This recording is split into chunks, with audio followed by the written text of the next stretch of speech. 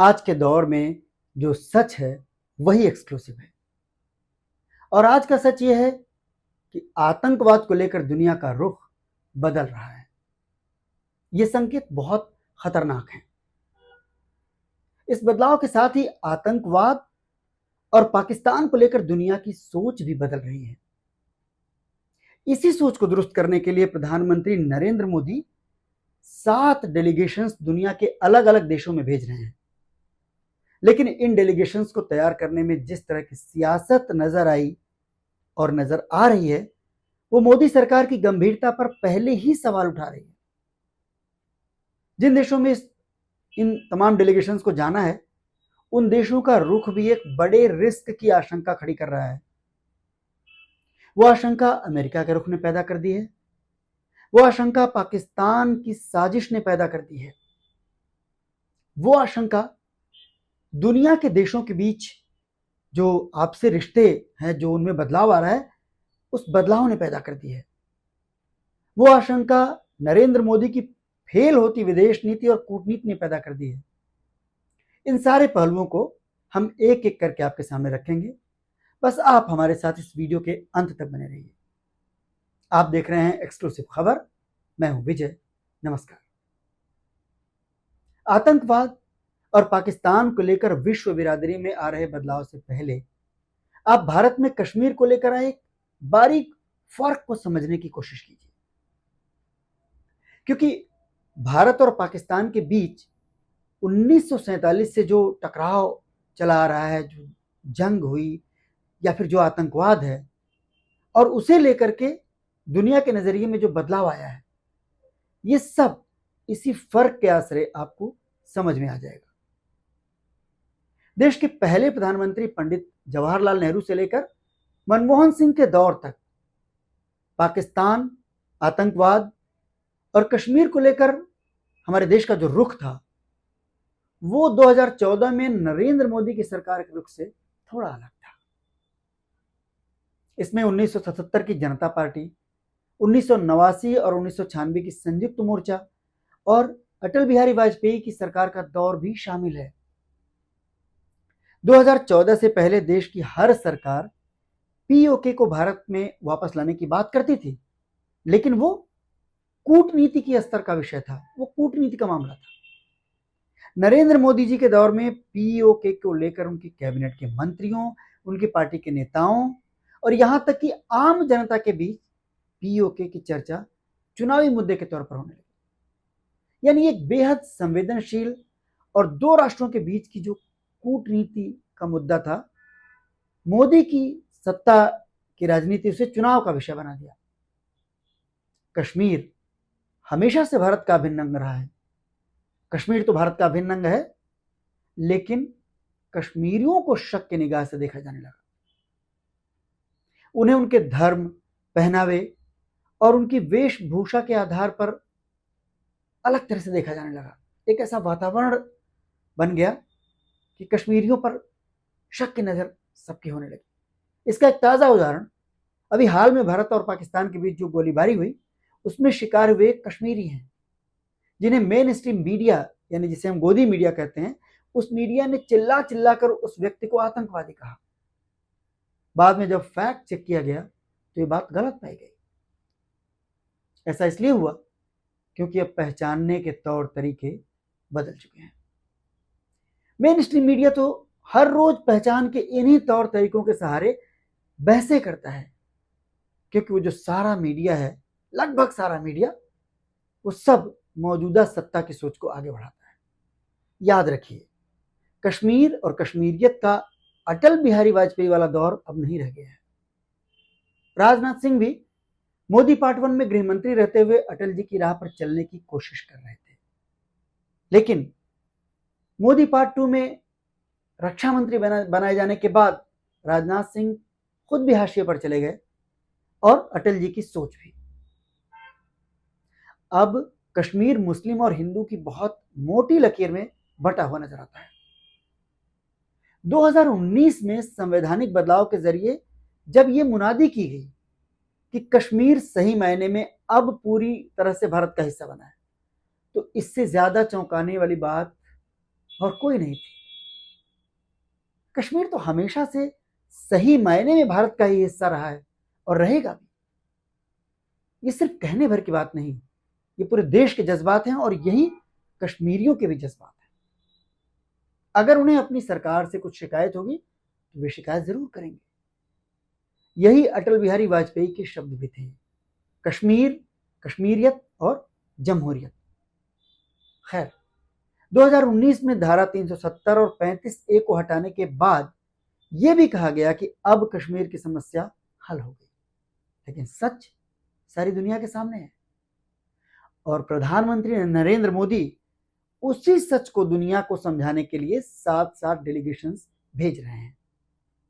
और यह अपने आप में सबूत भी है कि नरेंद्र मोदी और उनकी सत्ता के तमाम वो दावे गलत थे। उस बारे में सत्ता की सोच गलत थी। विदेश नीति और कूटनीति के मोर्चे पर भी मोदी सत्ता जिस तरह नाकाम हुई, पाकिस्तान ने जिस तरह मौके का फायदा उठाते हुए एक नई साजिश शुरू कर दी है, वो बहुत खतरनाक है। मोदी जी के डेलीगेशंस दुनिया के सामने जो बातें लेकर के जा रहे हैं, अपने दौरे से जब वो वापस लौटेंगे तो क्या लेकर लौटेंगे, ये बहुत गंभीर सवाल है। पाकिस्तान की साजिश है खुद को शिमला समझौते से एक तरफा अलग कर लेना। अब शिमला समझौता क्या है ये मोटे तौर पर आप जानते ही होंगे, फिर भी हम संक्षेप में आपको बता देते हैं। ये 1971 में जो भारत पाकिस्तान के बीच जो युद्ध हुआ था, जिसमें पाकिस्तान के 2 टुकड़े कर दिए गए थे और बांग्लादेश का वजूद सामने आया था, बांग्लादेश अलग राष्ट्र बना था। और वही युद्ध जिसमें 93,000 पाकिस्तान के सैनिकों को भारत ने बंदी बना लिया था, ये उस युद्ध के बाद का वातावरण था।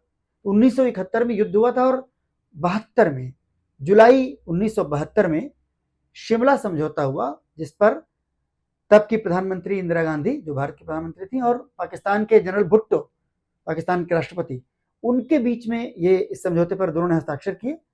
और इस समझौते का, इसमें कई सारी बातें थी, लेकिन इसका जो सार है, इसकी जो मुख्य बात है सबसे, वो ये है कि भारत और पाकिस्तान के बीच जो भी मुद्दे हैं, उन मुद्दों को आपसी बातचीत के जरिए ही सुलझाना है। इसमें किसी तीसरे की कोई जरूरत नहीं है। इसमें कोई चौधरी नहीं बनेगा, चाहे वो अमेरिका हो, चाहे वो संयुक्त राष्ट्र हो या कोई और देश। तो अब वो जो मुख्य मुद्दे हैं, वो वही जो आपस के मुद्दे थे, उसमें सबसे बड़ा मुद्दा कश्मीर, और जिसको हम आज पीओके कहते हैं, और इस तरह के और भी तमाम मुद्दे, हम आपस में शांति कैसे स्थापित करें, आपसे व्यापार कैसे बढ़ाएं, ये सब चीजें थी। लेकिन मुख्य बात वही थी सबकी कि जो भी मसला है वो भारत और पाकिस्तान बातचीत के जरिए सुलझाएंगे, उसमें कोई तीसरा पक्ष शामिल नहीं होगा, उसकी कोई गुंजाइश नहीं होगी। अब यहां पाकिस्तान की नापाक चाल को समझिए। पहलगाम में जो हुआ, वो जो दुर्दांत कांड हुआ, जो पाकिस्तान परस्त आतंकवादियों ने पहलगाम में हमला किया, उसके खिलाफ भारत ने जो जवाबी कार्रवाई की वो आतंकवाद के खिलाफ थी। लेकिन पाकिस्तान ने उसे कश्मीर का मसला बनाने की चाल चल दी और अमेरिका ने भी पाकिस्तान के सुर में सुर मिलाया। राष्ट्रपति ट्रंप ने एक बार भी आतंकवाद का नाम नहीं लिया, बल्कि खुले तौर पर कश्मीर का जिक्र किया। इस बात से एक और गंभीर आशंका खड़ी होती है, क्या पहलगाम हमले के पीछे वाकई पाकिस्तान की कोई बहुत दूर की चाल थी, जो अमेरिका और दूसरे देश जो हैं दुनिया के, उनके रुख के साथ ही सामने आ रही है? क्या आतंकवाद के 4 दशक लंबे इतिहास में पहली बार मासूम सैलानियों को धर्म पूछकर मारा गया? क्या ये उसी साजिश के तहत था? क्या ये साजिश इसलिए की गई क्योंकि धर्म ही अब कश्मीर की पहचान बना दी गई है, क्योंकि धर्म को ही मौजूदा सत्ता ने अपना सबसे प्रमुख आधार बना रखा है? ये सारे सवाल इसलिए क्योंकि आतंकवाद के खिलाफ पाकिस्तान पर कार्रवाई भारत ने पहले भी की है, कई बार की है, सीधे सीधे युद्ध तक हुए हैं। लेकिन पाकिस्तान कभी भी, लाख कोशिशों के बावजूद, आतंकवाद की बात को छोड़कर, शिमला समझौते को तोड़कर, इस तरह कश्मीर को मुद्दा कभी नहीं बना पाया पाकिस्तान। क्या ट्रंप के बदलते रुख ने पाकिस्तान को इस नई साजिश का रास्ता दिखाया? अगर ऐसा है तो शशि थरूर की अगुवाई वाला डेलीगेशन जब अमेरिका पहुंचेगा तो क्या होगा? थरूर संयुक्त राष्ट्र को क्या समझाएंगे, और जो कुछ वो समझाएंगे वो कितना असर करेगा? ट्रंप तो संयुक्त राष्ट्र संघ को भी धमका चुके हैं, उसकी फंडिंग की समीक्षा की बात कर चुके हैं। संयुक्त राष्ट्र उसके कामकाज का क्षेत्र और यूनाइटेड नेशंस चार्टर तक बदलने की बात कर चुके हैं। आतंकवाद ट्रंप के लिए कोई मायने नहीं रखता। वो तो आईएस जैसे दुनिया के सबसे बड़े आतंकी संगठन को माफ करके सीरिया के साथ भी व्यापार के जरिए नए रिश्ते बना रहे हैं। रूस के साथ आज ही उनकी अहम चर्चा होने जा रही है। यूक्रेन के साथ मिनरल डील करके ट्रंप अब रूस यूक्रेन युद्ध को खत्म करवाने की दिशा में बढ़ रहे हैं। यूक्रेन के राष्ट्रपति जेलेंस्की ने ट्रंप के दफ्तर में जो तेवर दिखाए थे, आपको याद होगा, तस्वीरें बहुत चर्चा में आई थी। उसके बाद भी आखिरकार उन्हें ट्रंप की शर्तों के आगे सरेंडर करना ही पड़ा। नरेंद्र मोदी जी तो कभी भी वैसे तेवर ट्रंप को दिखाई नहीं पाए। ऑपरेशन सिंदूर की जबरदस्त कामयाबी और विपक्ष सहित पूरे देश का समर्थन होने के बाद भी मोदी जी को सीज फायर करना पड़ा। उसका क्रेडिट लेने की कोशिश भी ट्रंप ने की। भारत या पाकिस्तान सीज फायर के बारे में बताते उससे पहले ही ट्रंप ने सीज फायर का ऐलान किया। राष्ट्र के नाम प्रधानमंत्री मोदी के संदेश से भी पहले ट्रंप ने खुद को शाबाशी देते हुए फिर से अपना दावा दोहराया।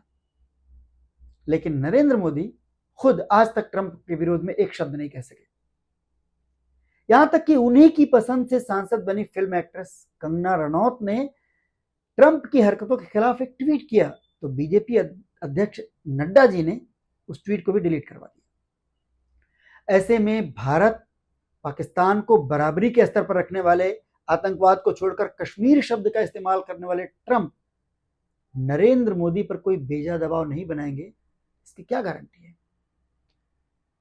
यूक्रेन की तरह पाकिस्तान से कोई डील करके डोनाल्ड ट्रंप आतंकवाद को छोड़कर कश्मीर का राग अलापने लगे तो नरेंद्र मोदी जी क्या करेंगे?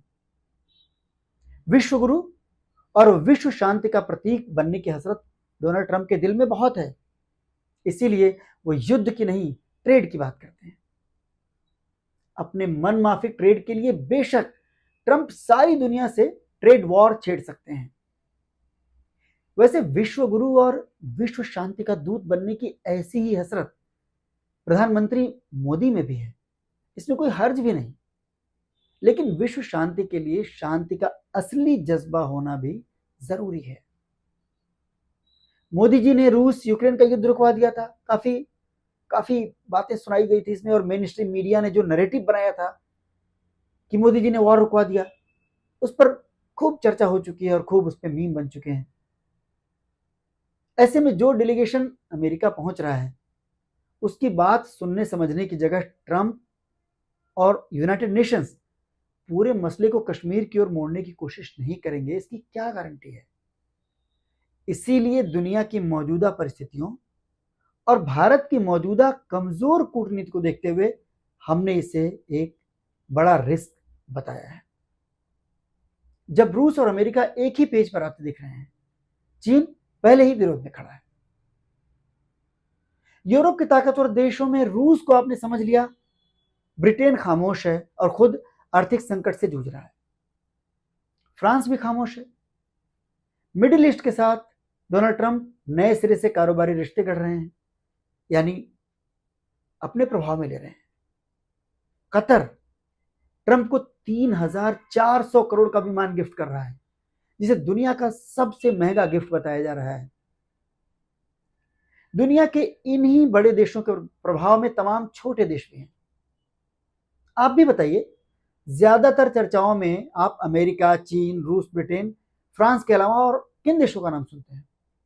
इटली, स्पेन, जर्मनी या कुछ इक्का दुक्का देश और? लेकिन क्या वर्ल्ड ऑर्डर में दुनिया के तमाम देश अमेरिका, चीन और रूस से बाहर जा सकते हैं? तो नरेंद्र मोदी के डेलीगेशंस जो सोच लेकर के जाने वाले हैं उसी के मुताबिक कुछ हासिल करके लौटेंगे या कुछ और होगा। ये एक आशंका है, लेकिन गंभीर आशंका है। सिर्फ भारत के जो बिल्कुल पड़ोसी देश हैं उनको ले लीजिए, तो पाकिस्तान और चीन को भी छोड़ देते हैं, तो पाकिस्तान और चीन के बाद जो देश आते हैं उनमें अफगानिस्तान खुद खतरनाक तालिबान के कब्जे में है। बांग्लादेश, नेपाल, श्रीलंका, मालदीव, भूटान, ये सब किसी न किसी तरह से भारत से टकराव मोल ले रहे हैं और चीन के प्रभाव में हैं। नेपाल, जो दुनिया का इकलौता हिंदू राष्ट्र कहा जाता था, वो भी चीन की गोद में बैठकर नरेंद्र मोदी की सनातन का परचम लहराने वाली सरकार से टक्कर लेने की कोशिश कर रहा है। तो बांग्लादेश, जिसे बनाया ही भारत ने है, वो भी चीन के साथ मिलकर भारत के खिलाफ साजिश रच रहा है। श्रीलंका, जिसकी मदद में भारत के पूर्व प्रधानमंत्री राजीव गांधी शहीद हो गए, वहां की मौजूदा सत्ता भारत के खिलाफ प्रचार करके ही हासिल की गई है। यही हाल मालदीव का है। चीन को छोड़कर ये बाकी देश भारत के साथ south Asian association for regional cooperation यानी सार्क में हुआ करते थे। सार्क एक समय बड़ा प्रभावशाली हुआ करता था। 1985 में सार्क की स्थापना हुई थी और उसका आखिरी समिट नवंबर 2014 में नेपाल की राजधानी काठमांडू में हुआ था। साल 2016 में सार्क की बैठक इस्लामाबाद में होनी थी, लेकिन तभी उड़ी अटैक हो गया और भारत ने बैठक का बायकॉट कर दिया। उसके बाद से मोदी सरकार ने सार्क से ही किनारा कर लिया। मोदी जी की सत्ता के दौर में यही हाल नाम के साथ भी हुआ। नाम का मतलब नॉन अलाइंड मूवमेंट। ये भी एक पुरानी नीति रही है भारत की कि हम जो दो महाशक्तियां थी एक समय में, तो हम किसी की तरफ नहीं रहेंगे, ना इधर रहेंगे ना उधर रहेंगे, हम नॉन अलाइंड रहेंगे। निर्गुट नीति उसको कहा गया। तो उसके साथ भी मोदी जी के आने के बाद वो भी एक तरह से किनारे हो गए। और तो और अपने परंपरागत मित्र रूस को भी कमतर करते हुए भारत अमेरिका के करीब पहुंच गया। क्यों? क्योंकि अमेरिका ही दुनिया का सबसे ताकतवर देश है। इस सच्चाई से आंख नहीं चुराई जा सकती। अमेरिका के साथ सेफ डिस्टेंस के साथ डील करने, चीन को पाकिस्तान से दूर रखने, अपने पड़ोसी देशों को सार्क के जरिए साझे रखने और बाकी दुनिया के साथ नॉन अलाइंड मूवमेंट के जरिए बैलेंस बनाए रखने, ऐसी हर पॉलिसी 2014 के बाद से बदल गई। ऐसे नाजुक वक्त में जब बदले हुए ट्रंप ने आतंकवाद को भी ट्रेड से बदल दिया है, तो मोदी सरकार के लिए और भारत के लिए मुश्किल काफी बड़ी दिखाई दे रही है। जो डेलीगेशन नरेंद्र मोदी दुनिया के पास भेज रहे हैं, वो अपनी झोली में क्या लेकर लौटते हैं, फिलहाल इसी पर सबकी नजरें टिकी हुई हैं। वीडियो के बारे में हमें आपकी राय का इंतजार है और आपसे अपील कि चैनल को सब्सक्राइब करके, वीडियो को लाइक करके और सब शेयर करके हमारा सहयोग करें, हमारा समर्थन करें। बहुत बहुत धन्यवाद।